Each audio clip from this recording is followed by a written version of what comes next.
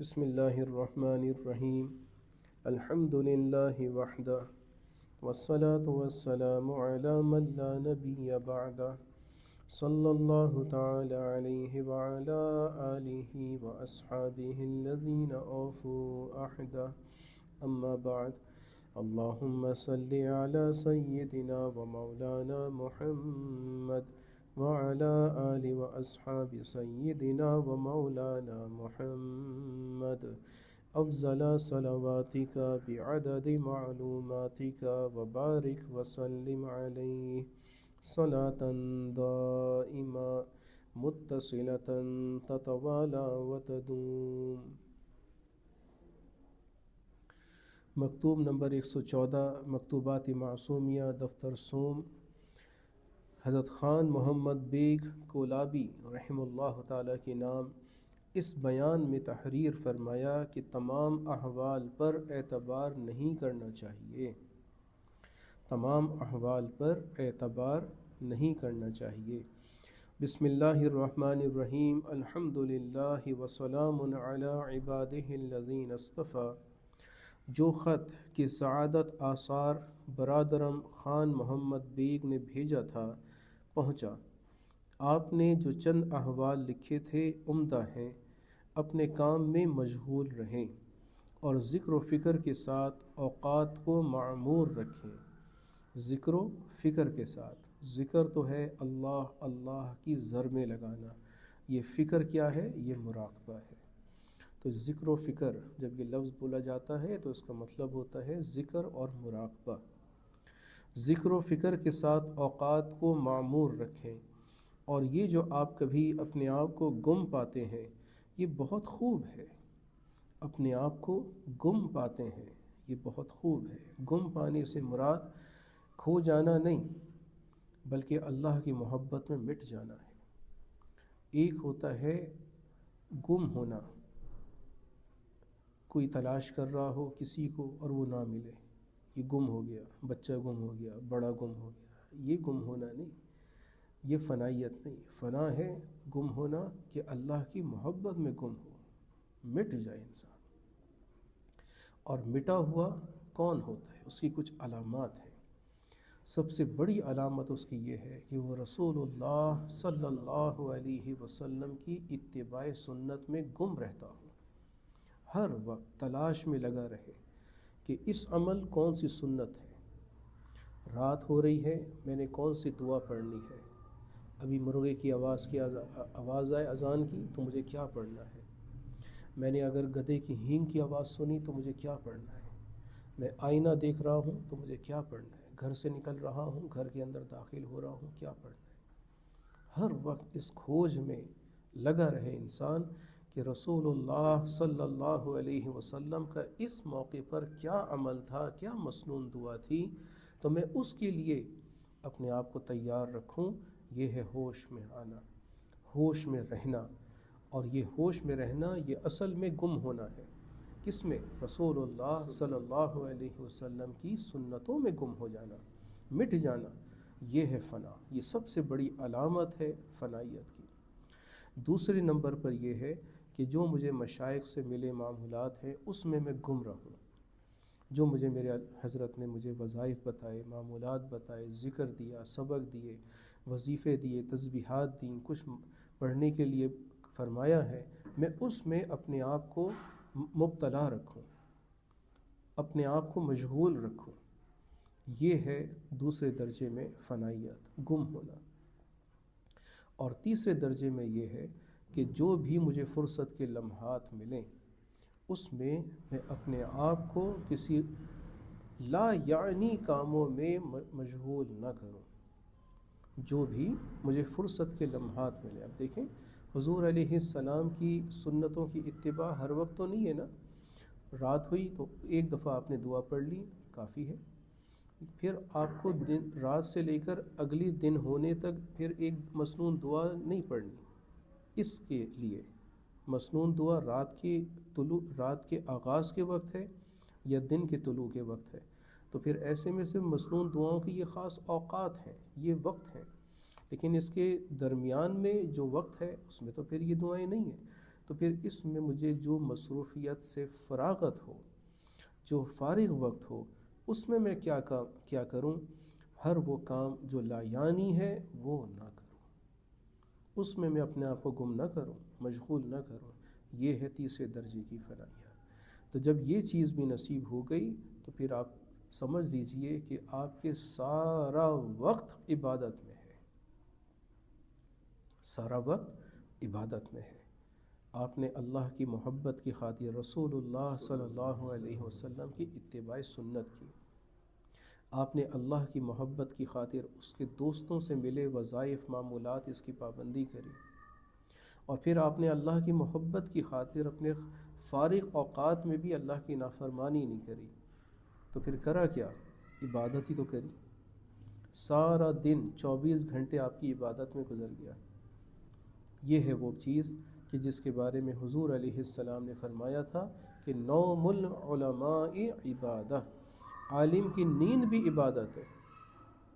عالم سوئے گا تو رسول اللہ کے طریق پہ سوئے گا صلی اللہ علیہ وسلم، اور حضور علیہ السلام کے طریق پر جب سونا ہے تو پوری رات وہ سویا، دین کا کام نہیں، دنیا کا کرا اس نے بظاہر، لیکن حقیقت میں یہ دین ہی کا کام ہو گیا، کیونکہ اس نے حضور علیہ السلام کے طریقے کو لازم پکڑا، اور رات کو سونے لگا تو حضور علیہ السلام کے طریقے پہ لیٹا، اپنا داہنا ہاتھ دائیں رخسار پہ رکھ کے نیچے رکھا، قبلہ رخ ہو کے لیٹا، اور پھر مسنون دعا پڑھی، اور اس سے پہلے بھی کچھ اعمال ہیں کہ بستر جھاڑا، اور اس نے وضو کر کے 2 رکعت دوگانہ ادا کیا، نفل ادا کیے، اور پھر وہ اس نے کچھ کلمات ادا کیے، سورۃ الاخلاص، سورۃ اور معوذتین یعنی آخری 2 قل، یہ پڑھنے کے بعد اپنے ہاتھوں پہ دم کرا، اپنے سر جسم کے جہاں جہاں ہاتھ پہنچ سکتا ہے وہاں تک پھیرا، کمر پر، ہاتھوں کے پیچھے کی کمر کی پشت پر۔ تو یہ سارے جو اس نے کیے، یہ کرنے کے بعد جب وہ سویا تو ساری رات اس کے دین بن گیا۔ تو یہ حضور علیہ السلام کی سنتوں کی برکات ہیں، اور ہمارے حضرت فرماتے ہیں بھئی ہماری جو ٹانگ ہے نا وہ ٹوٹے گی سنت کی اتباع پر۔ کیا مطلب؟ بھئی ہم ہر بات میں یہی کہیں گے کہ حضور علیہ السلام کے طریقے کو پکڑو، حضور علیہ السلام کے طریقے کو لازم پکڑو، حضور کے طریقے کے خلاف کوئی عمل قبول نہیں ہے۔ نماز ہے تو حضور علیہ السلام کے طریقے کے مطابق قبول ہے۔ 3 فرض مغرب کے پڑھے، بھئی 3 پڑھے، چوتھا بھی پڑھ لیتے رکعت، نہیں پڑھنی، بالکل نہیں پڑھنی، کیوں؟ حضور نے نہیں پڑھی۔ جب حضور علیہ السلام سے 3 رکعت ثابت ہے، حضور کا عمل یہ ہے، تو پھر ہم امتیوں کا عمل بھی کیا ہونا چاہیے؟ حضور علیہ السلام کے مطابق، تبھی یہ نماز مغرب قبول ہوگی۔ لہذا حضور صلی اللہ علیہ وسلم کے طریقے مبارکہ کے مطابق عمل اللہ کے ہاں مقبول ہے، اور ہم نقشبندی اللہ کی اسی محبت کے حصول کے لیے کوشش میں مصروف ہیں۔ ہماری چلت پھرت، ہماری مجالس میں شرکت، ہمارا اجتماعات میں شرکت، ہمارا سفر، ہمارے حضرت کی صحبت میں بیٹھنا، یہ ذکر اذکار، یہ ذکر نیم شبی، یہ مراقبے، یہ سرور، تیری خودی کے نگہباں نہیں تو کچھ بھی نہیں۔ اگر من کی دنیا کو روشن نہیں کر رہا، اگر یہ دل کے اندر یہ تڑپ فکر پیدا نہیں ہو رہی اس سے کہ مجھے حضور صلی اللہ علیہ وسلم کے طریقے کے مطابق ہی نجات ملنی ہے، اگر یہ تڑپ اور یہ طلب پیدا نہیں ہو رہی تو یہ ذکر نیم شبی کا کوئی فائدہ نہیں ہو رہا۔ لہذا اس کے لیے کوشش کرنا، ہمت کرنا، عزم مصمم کرنا، عزم نو کرنا، نیا پکا ارادہ کرنا کہ مجھ سے کوئی بھول ہو گئی، اتنا عرصہ غفلت میں رہ گیا، ذکر نہیں ہو سکا۔ یاد رکھیے، یہ ذکر اور شیخ کی صحبت، رابطہ، یہ 2 چیزیں پیرالل چلتی ہیں۔ ذکر ہے تو رابطہ بھی ضرور ہوگا، شیخ کے پاس آئے گا، شیخ کے پاس بیٹھے گا، اس سے رابطہ رکھے گا، اس سے باتیں کرے گا۔ اگر یہ رابطہ ہے تو خود بخود ذکر بھی شروع ہو جائے گا۔ بعض لوگ ہوتے ہیں شیخ کی صحبت میں بیٹھتے ہیں، بہت کثرت کے ساتھ ان کے ساتھ رہتے ہیں صحبت میں، لیکن وہ اپنی دانش میں سمجھتے ہیں کہ ہم سے ذکر نہیں ہو پا رہا، لیکن یاد رکھیں ذکر ہو رہا ہوتا ہے، انہیں محسوس نہیں ہو رہا ہوتا۔ ذکر کرنا ایک عمل، اور ذکر کا محسوس ہو جانا یہ اس کا اگلا عمل ہے، اور یہ ذکر کی تاثیر ہوتی ہے۔ تاثیر ملے یا نہ ملے ذکر ہو رہا ہوتا ہے۔ ذکر کی تاثیر کیا ہے؟ ذکر کی تاثیر یہ ہے کہ قلب کے اندر جب بھی توجہ کی جائے، آنکھیں بند کر کے اپنے قلب کی طرف متوجہ ہوں، تو وہاں اللہ اللہ اللہ کی آواز ہوتی ہوئی محسوس ہو۔ اس کو کہتے ہیں ذکر کا جاری ہو جانا یا ذکر کا محسوس ہونا۔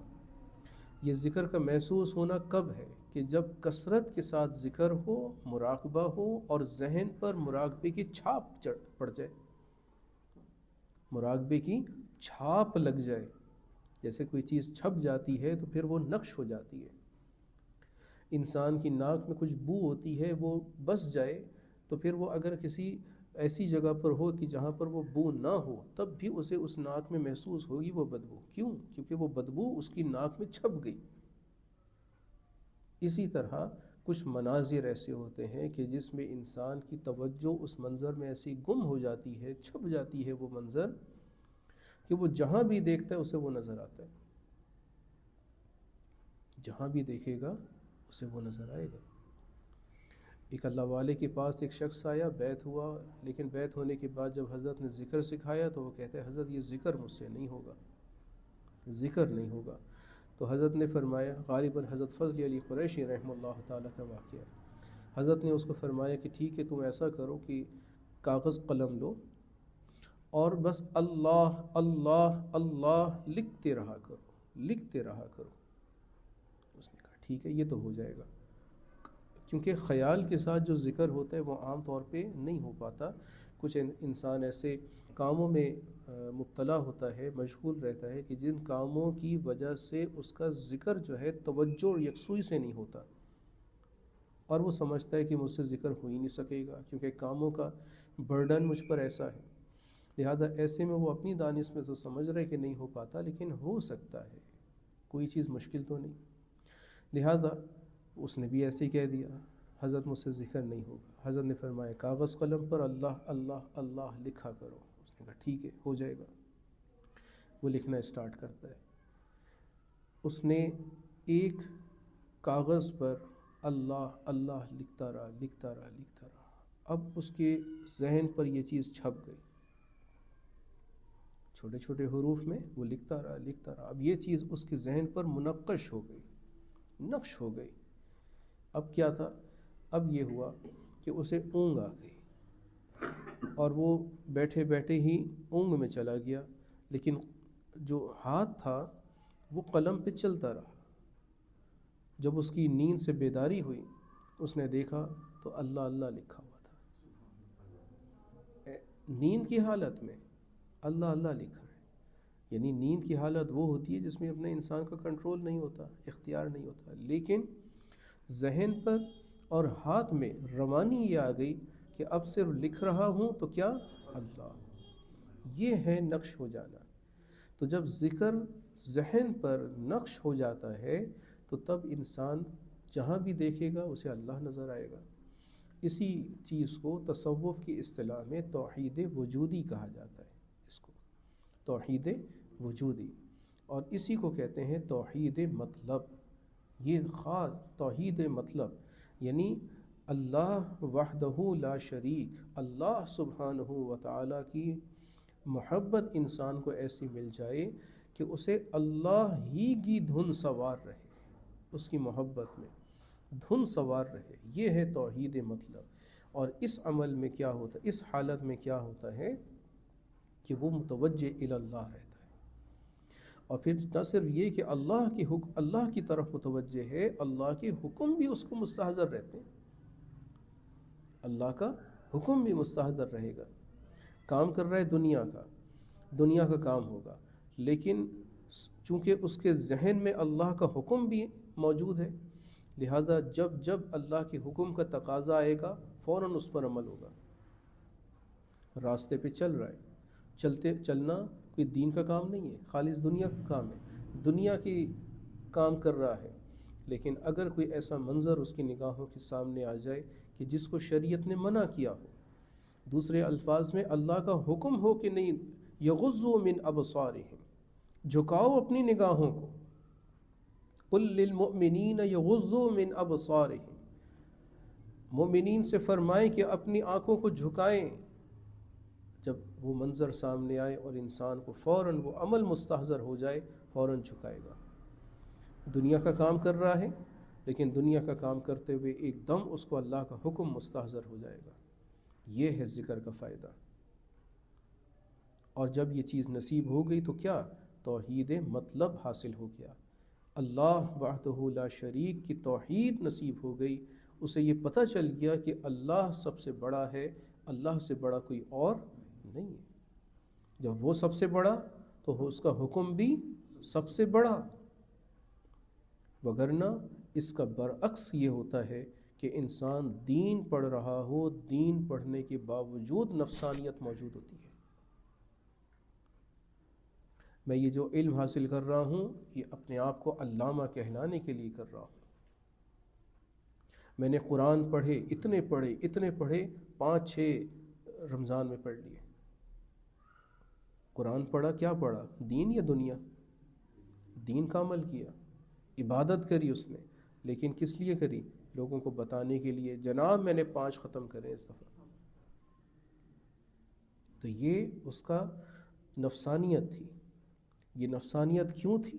اس وجہ سے کہ قلب کے اندر اللہ کا حکم سر فہرست نہیں آیا تھا، ترجیح اس حکم کی نہیں آئی تھی۔ لہذا اللہ توحید مطلب ہمیں نصیب فرمائے۔ توحید مطلب بہت بڑی نعمت ہے، یہ توحید وجودی ہے، لیکن اس توحید وجودی کے بعد اگلا قدم اور ہے، اور وہ ہے توحید شہودی۔ توحید وجودی میں اسے ہر چیز اللہ نظر آ رہا ہے، ہر جگہ اس کو اللہ نظر آ رہا ہے، لیکن اس کا اگلا مقام، اسٹیپ یہ ہے کہ یہ نہیں کہ یہ در و دیوار اللہ ہیں، یہ سورج چاند ستارے اللہ ہیں، بلکہ اسے یہ سمجھ میں آئے کہ یہ اللہ کی قدرت کے مظاہر ہیں، یہ اللہ کی صفات کا مظہر ہے، اس کی قدرت کا مظہر ہے۔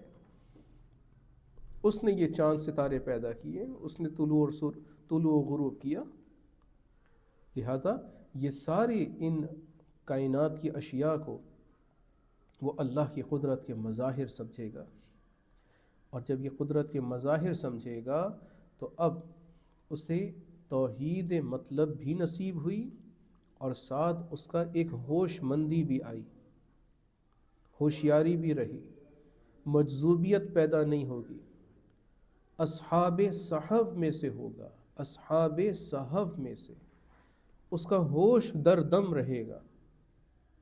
اور یہ صحابہ کی حالت تھی۔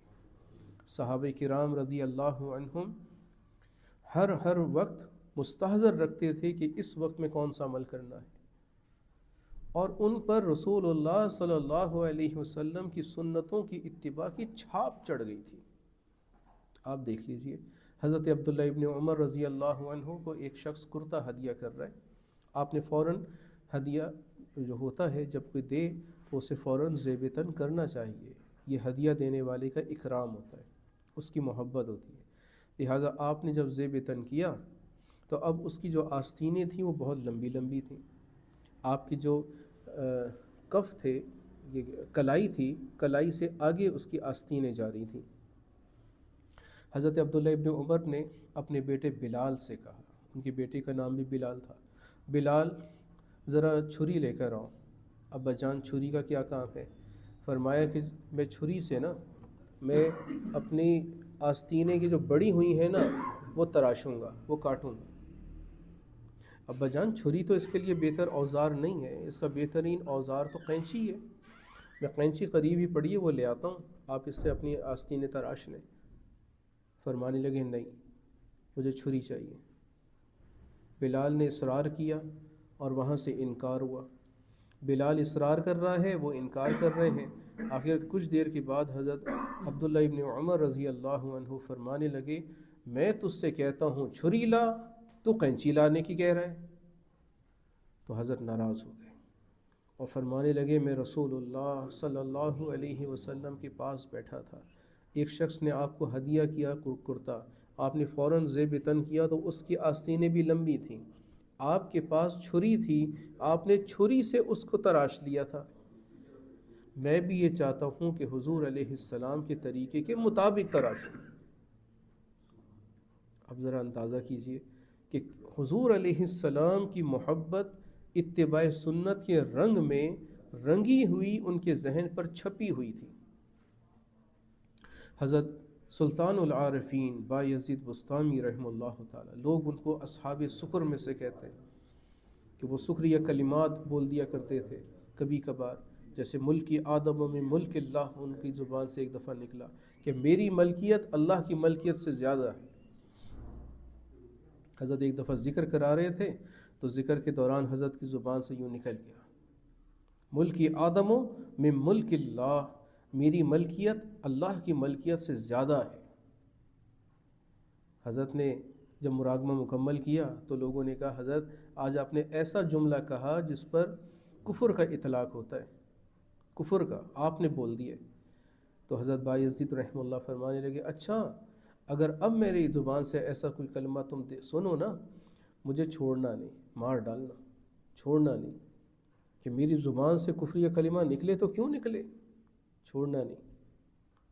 کچھ دن کے بعد حضرت نے مراقبے کے دوران پھر حضرت کی زبان سے یہی نکلا، ملکی آدموں میں ملک اللہ۔ اب لوگوں کو تو اجازت مل چکی تھی مارنے کی، کسی نے تلوار نکالی، کسی نے ڈنڈا اٹھایا، کسی نے پتھر نکالا، وہ سب حضرت پر پل پڑے۔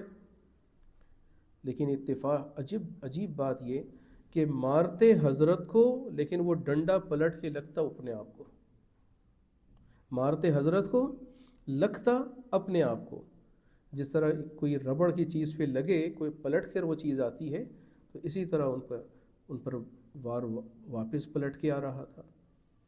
کچھ دیر کے بعد حضرت نے مراقبہ مکمل کیا تو آنکھیں کھولیں تو دیکھا کہ کوئی تڑپ رہا ہے، کوئی بے ہوش پڑا ہے، کسی کا سر پھوٹا ہوا ہے۔ حیران ہو کر پوچھنے لگے ارے بھائی یہ کیا ہوا؟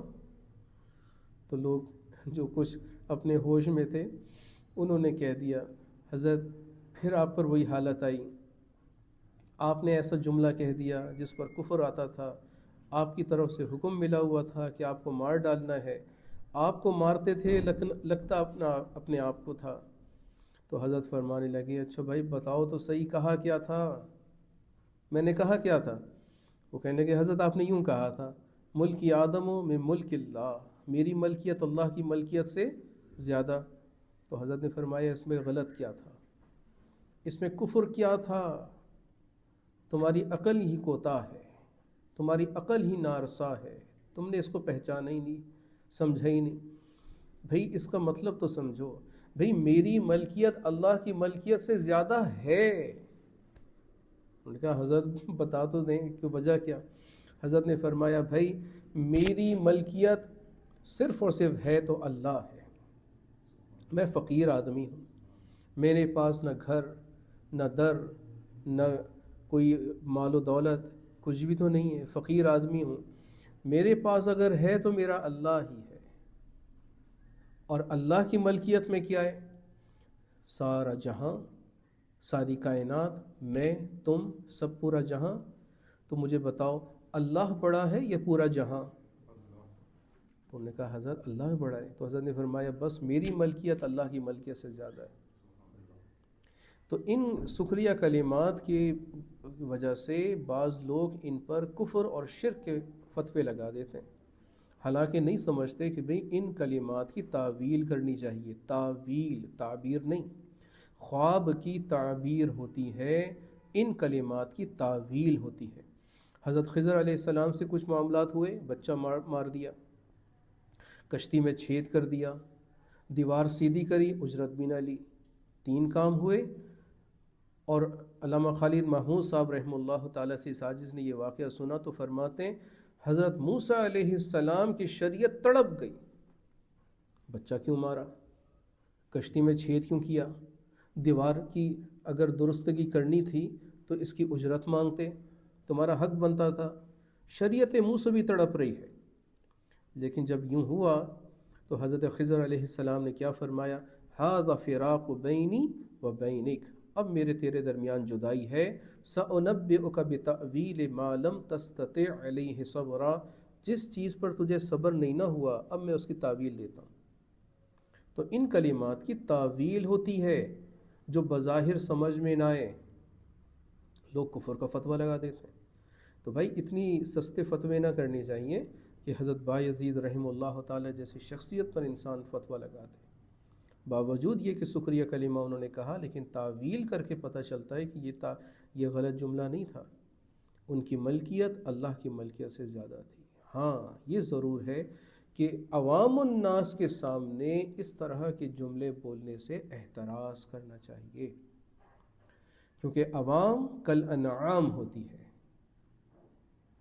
عوام کل انعام ہوتی ہے، یہ چوپایوں کی مانند ہے، لہذا ان کے سامنے ان کی عقل کے مطابق معاملہ کرنا چاہیے. جیسے حضور علیہ السلام نے فرمایا ہے انزل الناس منازلہم، کہ لوگوں کے مرتبے کے مطابق بات کرو. اگر کسی میٹرک کے اسٹوڈنٹ کے سامنے پلے گروپ کی باتیں شروع کر دو تو کتنی عجیب سا لگے گا، لیکن اگر پلے گروپ کے بچے کے سامنے میٹرک کی باتیں شروع کر دو اسے تو سمجھ ہی نہیں آنا. لہٰذا ہر ایک کے مقام کے مطابق گفتگو ہوتی ہے. حضرت بایزید رحمہ اللہ نے اگر یہ گفتگو فرمائی تو ان کا مقام تھا جو ان لوگوں کا جو یہ سمجھ سکتے تھے، سمجھ نہیں سکے، پھر ان کو تعویل بتائی تو سمجھ گئے. لہٰذا ایسے کلمات شکریہ جو ہوں کسی ایسے شخص کے سامنے ذکر کرنے سے احتراز لازم ہے کہ جو ان کو سمجھ نہ سکے. لیکن اگر وہ سمجھنا چاہے تو اس کو سمجھایا جائے، اگر وہ سمجھ جائے تو فبہا، نہ سمجھے تو اللہ کے سپرد کر دو. ضد نہ کرو، بحث نہ کرو. تو حضرت بایزید بستامی رحمہ اللہ تعالیٰ کی بات ہو رہی تھی کہ حضرت کے اتنے متبع سنت تھے، کسی نے ان کو ایک تربوز ہدیہ کیا، تربوز. تو حضرت نے ہدیہ قبول کیا اور قبول کرنے کے بعد واپس فرما دیا. دینے والے نے کہا حضرت میں بہت محبت سے لایا ہوں، لے لیجئے.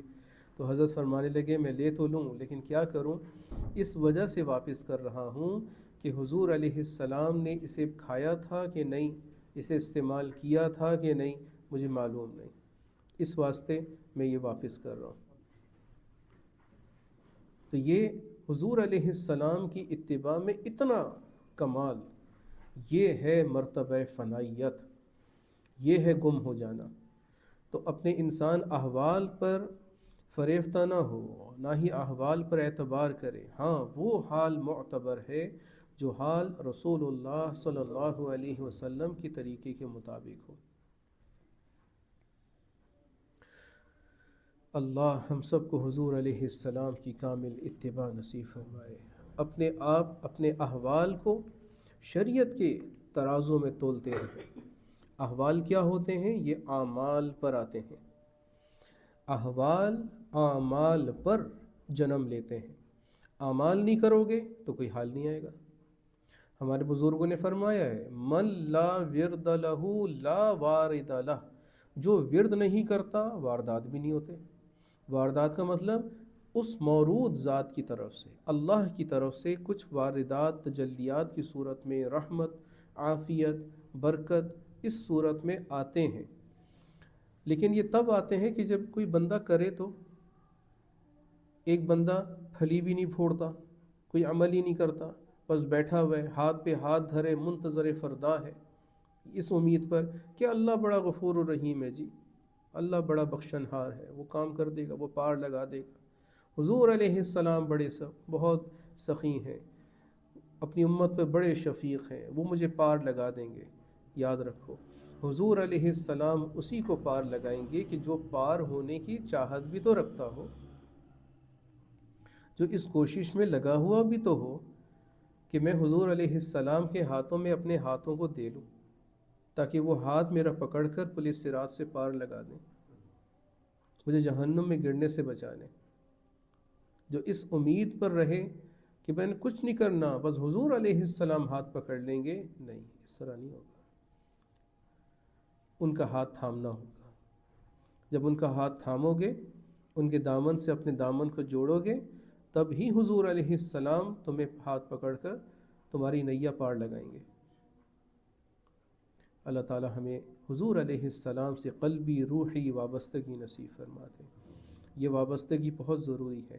یہ جو ہم توبہ طائب ہوتے ہیں نا، یہ توبہ کرتے ہیں، اللہ والوں سے توبہ کر رہے ہوتے ہیں، یہ توبہ اسی لیے کہ یہ توبہ، یہ صرف یوں نہ سمجھیں کہ یہ آپ نے اس کپڑے کے ساتھ اپنے ہاتھوں کو میں پکڑ کر آپ نے صرف ان ہاتھوں میں ہاتھ دیے، بلکہ یہ سلسلہ بسلسلہ، سینہ بسینہ، چین بائی چین، یہ حضور علیہ السلام تک یہ نسبت پہنچ رہی ہوتی ہے۔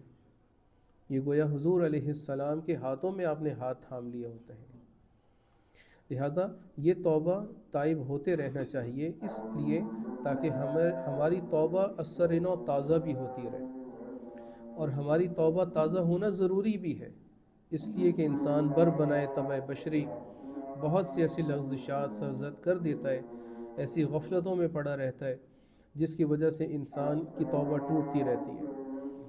میرے ساتھ ساتھ ان کلمات کو پڑھ لیجئے۔ اعوذ باللہ من الشیطان الرجیم، بسم اللہ الرحمن الرحیم، آمنت باللہ وملائکتہ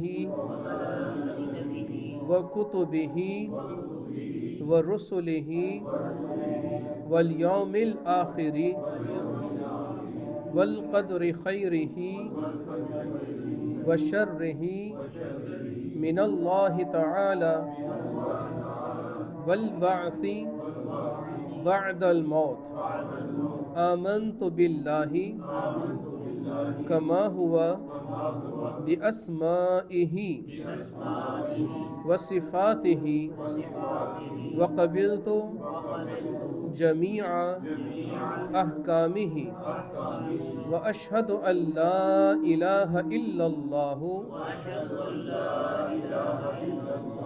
وحدہ لا شریک لہ واشہد ان محمدا عبدہ ورسولہ۔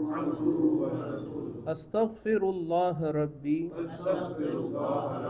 من کل ذنب واتوب الیہ۔ یا اللہ میری اس توبہ کو قبول فرما، مجھے اس توبہ پر قائم فرما، میرا خاتمہ ایمان پر فرما۔ آمین۔ اللہ تعالیٰ مبارک فرمائے۔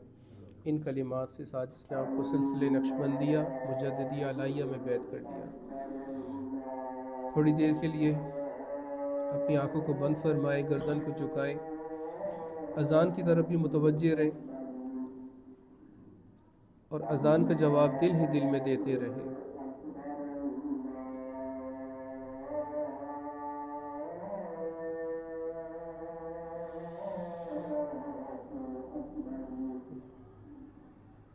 دل سے اللہ اللہ اللہ جاری رہے۔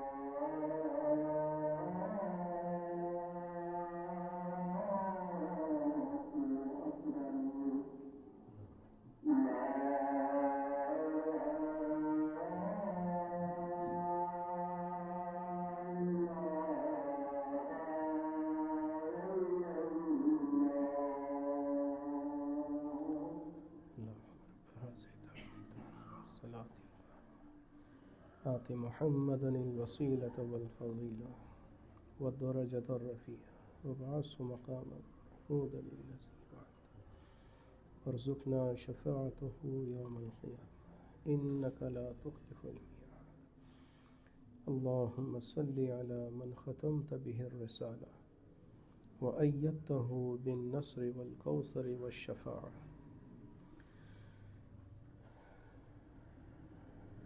یہ آنکھیں بند کر کے دل کو اللہ کی طرف متوجہ کرنا یہ ذکر اور مراقبے کے لیے بہت ضروری ہے، اور اس ذکر اور مراقبے کا فائدہ یہ ہے کہ اس سے اللہ کی محبت دل میں آئے گی، اللہ کے ہر حکم کی محبت اور اس کا استحضار دل میں پیدا ہوگا۔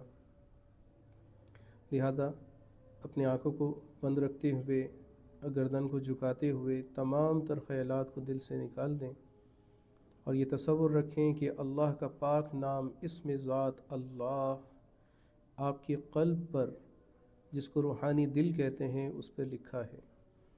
یہ قلب کا مقام آپ کے جسم میں بائیں بغل سے 6 انگل نیچے پہلو کی طرف ہے۔ اس قلب کی طرف متوجہ ہو کر یہ محسوس کریں کہ یہاں اللہ لکھا ہے، اور یہ اللہ کا ذاتی نام ہے، اور اللہ کے ذاتی نام میں تمام صفات، اس کے اسماء الحسنی یہ موجود ہیں۔ لہذا یہی ذاتی نام اسم اعظم ہے۔ جو اس نام کو بار بار لیتا ہے در حقیقت وہ اللہ کی تمام صفات کو پکار رہا ہے۔ یہی وجہ ہے کہ اللہ اسم اعظم کو لینے والوں کو اپنی طرف سے خاص علوم عطا فرماتے ہیں، ان کا سینہ روشن ہوتا ہے۔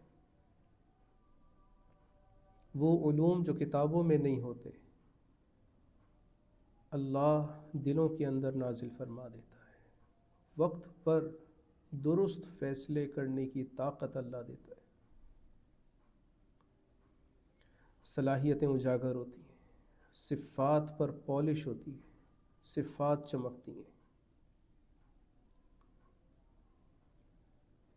انسان کی سستی غفلت دور ہوتی ہے،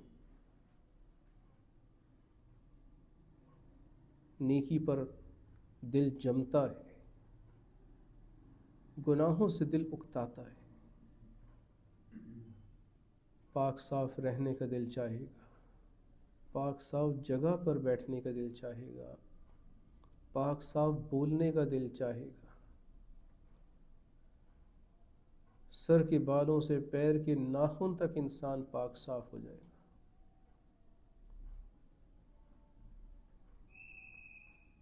بہت افادیت ہے اس ذکر کی۔ صرف اللہ اللہ اللہ اپنے دل میں لیا، اور اللہ سب کام بنا رہا ہے۔ اسی لیے اللہ فرماتا ہے فَاذْكُرُونِي أَذْكُرْكُمْ، میرے بندے تو مجھے یاد کر، میں تجھے یاد رکھوں گا۔ صرف یاد کروں گا نہیں، رکھوں گا۔ ہر موقع پر تیری بگڑی بناؤں گا،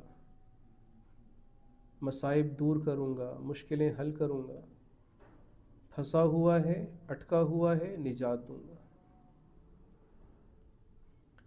اللہ اپنے بندوں کا قدردان ہے، وہ چاہتا ہے کہ میرے بندے میری قدر پہچانے۔ اس لیے انسان اس زندگی کے اندر اللہ کی قدر کو پہچان، یہ ذکر اللہ کی قدر کو پہچانتے کہ ایک ذریعہ ہے۔ اگر انسان نے اللہ کی قدر نہ پہچانی تو اللہ قرآن میں شکوہ اسی انسان کے لیے کر رہا ہے، ما قدر اللہ حق قدری، تو نے اللہ کی قدر نہ کری جس طرح کہ اس کا حق تھا، جو غفلت میں پڑا رہا، سستی کا شکار رہا، گھنٹوں پہ گھنٹے، دنوں پہ دن ہفتوں کے ہفتے گزر گئے، تو نے قرآن ہی نہیں کھولا۔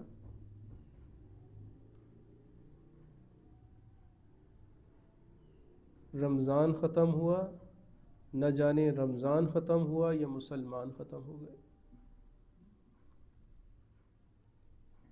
مسلمان ختم ہوئے یا ان کی عبادتیں ختم ہو گئی۔ قرآن سے غفلت، نمازوں میں غفلت۔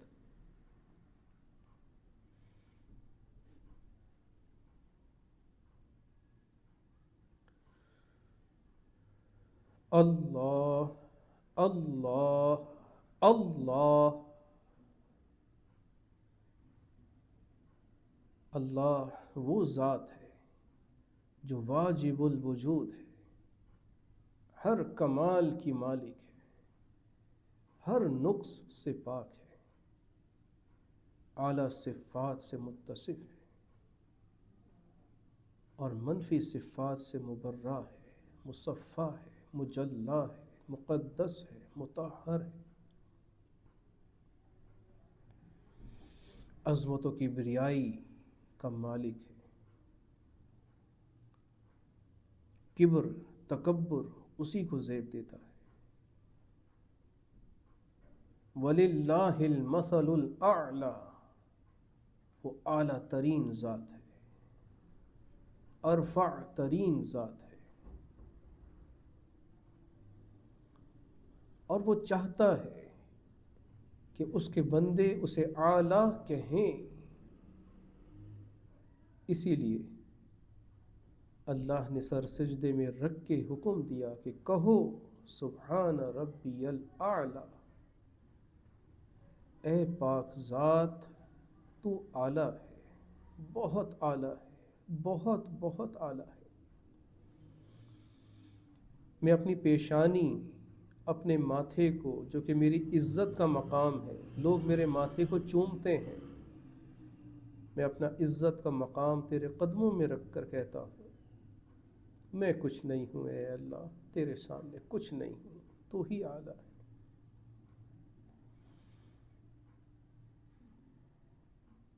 اللہ، اس حیت کو اللہ پسند کرتا ہے۔ اسی لیے رسول اللہ صلی اللہ علیہ وسلم نے فرمایا کہ ایک نمازی نماز کے اندر سب سے زیادہ قریب حالت میں اپنے رب سے ہوتا ہے تو حالت سجدہ میں ہوتا ہے۔ اس لیے وہاں جب جاؤ، یعنی حالت سجدہ میں جب ہو، تو اللہ سے خوب مانگو۔ حضرت امام شافعی رحمہ اللہ تعالی نے اسی وجہ سے اس حدیث کے تناظر میں اپنی فقہ میں یہ بات فرمائی کہ سجدے کی حالت میں دعائیں مانگنی چاہیے۔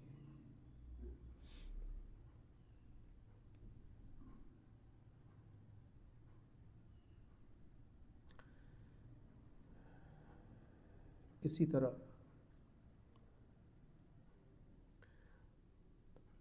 دو سجدوں کے درمیان کی حالت، جس کو حالت جلسہ کہتے ہیں، نماز کے اندر حالت جلسہ، تو اس میں بھی رحمک اللہ، اس حالت میں بھی کچھ دعائیں پڑھنے کا فرمایا گیا۔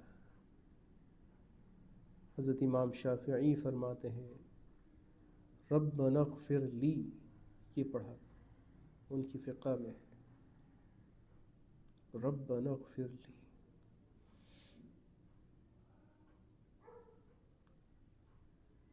اللہ،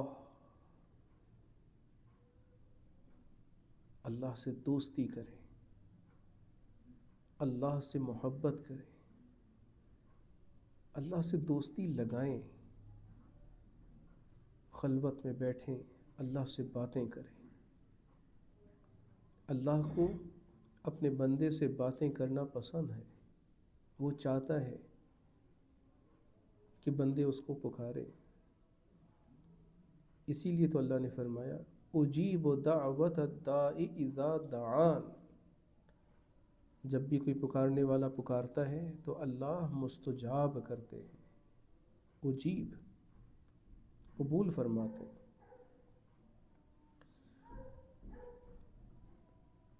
اللہ کو پکاریں، بار بار پکاریں، جتنا پکاریں کم ہے۔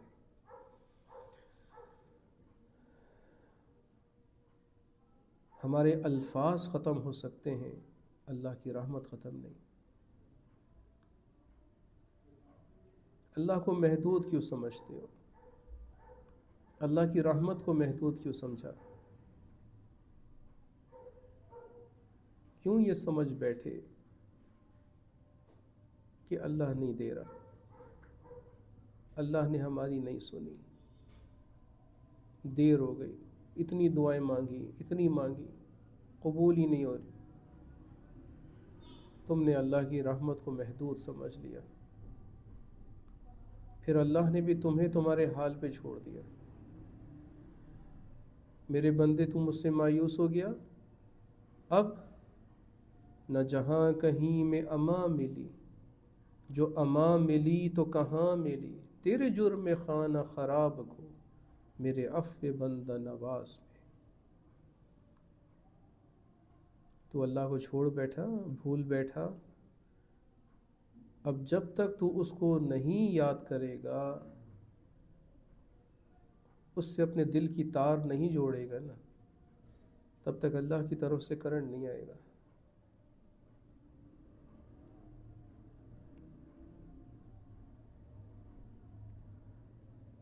اس لیے بندے، تو میری طرف ایک قدم چلے گا نا، تو میں تیری طرف 2 قدم آؤں گا۔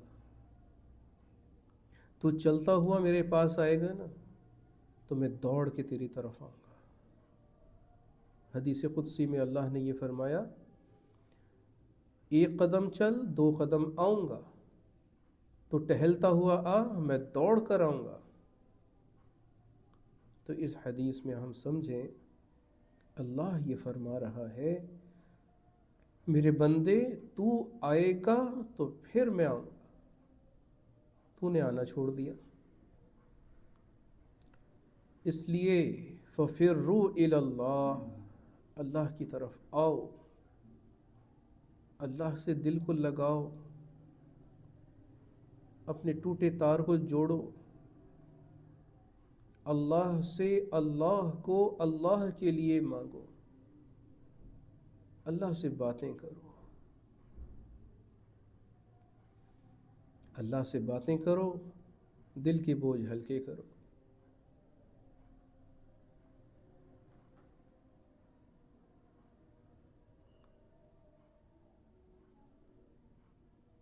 بچوں کی ماں باپ سننا چھوڑ دیتے ہیں، بچے چاہتے ہیں کہ ہماری کوئی سنے، ماں باپ نہیں سن رہے، اللہ کو سناؤ۔ وہ اللہ جس کی مٹھی میں تمہارا دل ہے، تمہارے ماں باپ کا دل بھی ہے۔ تمہارے ماں باپ کا دل بدل دینے کی طاقت اللہ کی مٹھی میں ہے۔ تم اپنے اللہ کو سناؤ، اللہ سے باتیں کرو، اس کی قدرت میں کائنات کا ذرہ ذرہ ہے۔ سمجھ لو، خوب سمجھ لو، پھر سمجھ لو، خوب سمجھ لو، اللہ ہی ہے جو ہر شے پر قادر ہے۔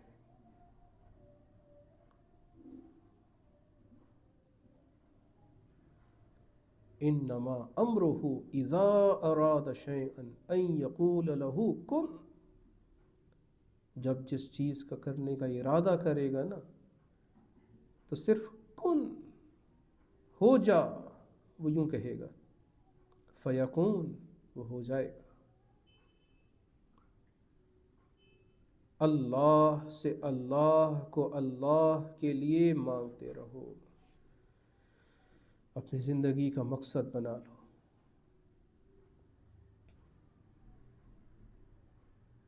یہ تھوڑی دیر کی محنت ہوگی، یہ ذکر کی، مراقبے کی تھوڑی دیر کی محنت ہوگی، لیکن اس کا امپیکٹ بہت دور رس ہوگا۔ گھر کے کسی کونے میں کی گئی ایک صوفی کی محنت، پورے گھر پر رحمت کے نزول کا ذریعہ بنتی ہے۔ نہ صرف یہ بلکہ وہ اپنے علاقے کے لیے بھی مینار نور بن جاتا ہے، پورا محلہ اس کی برکت سے سکون میں ہے۔ حالانکہ وہ صرف ایک تنہا ہے، چھوٹا سا انسان ہے، گھر کے کونے میں بیٹھا ہے،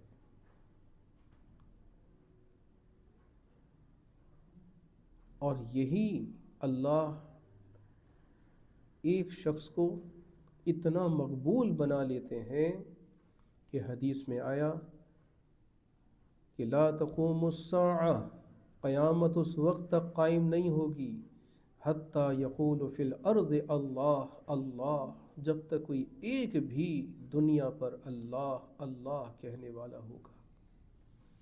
گویا ایک شخص اللہ کہہ رہا ہے اور اس کی برکت سے قیامت رکی ہوئی ہے۔ اللہ اکبر کبیرہ والحمد للہ کثیرا وسبحان اللہ بکرۃ واسیلا۔ سبحان ربک رب العزۃ عما یصفون وسلام علی المرسلین والحمد للہ رب العالمین۔ بسم اللہ الرحمن الرحیم، الحمد للہ رب العالمین، والصلاة والسلام علی اشرف الانبیاء والمرسلین سیدنا و مولانا محمد وآلہ واصحابہ اجمعین۔ ربنا تقبل منا انک انت السمیع العلیم وتب علینا انک انت التواب الرحیم۔ اللہم اعنا علی ذکرک وشکرک وحسن عبادتک۔ رب اوزعنی ان اشکر نعمتک التي انعمت علی وعلی والدی وان اعمل صالحا ترضاه وادخلنی برحمتک فی عبادک الصالحین۔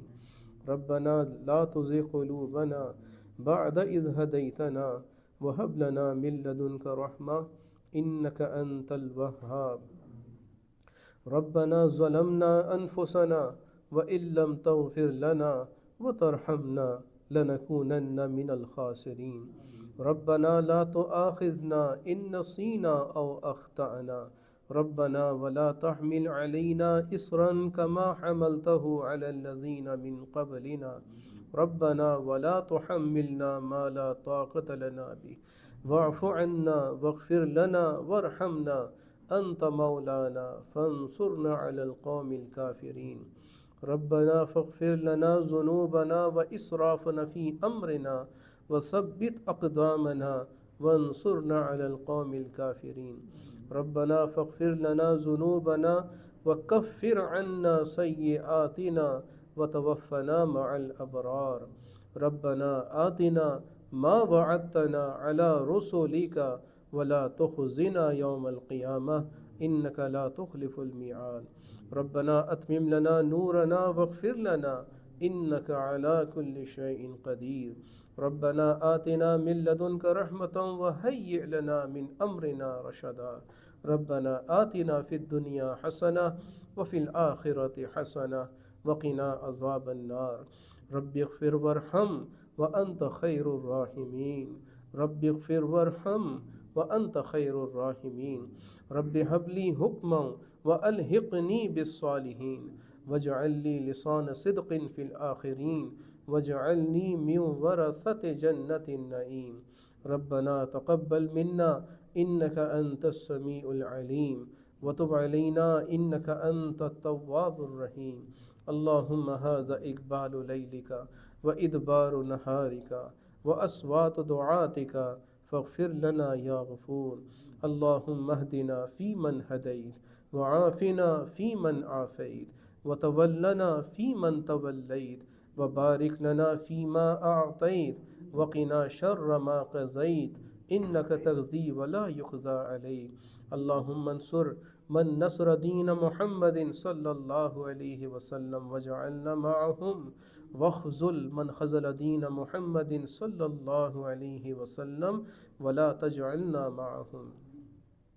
اللهم أيد الإسلام والمسلمين، اللهم انصر الإسلام والمسلمين، اللهم أعز الإسلام والمسلمين والمجاهدين في كل مكان، خاصة في فلسطين وسودان.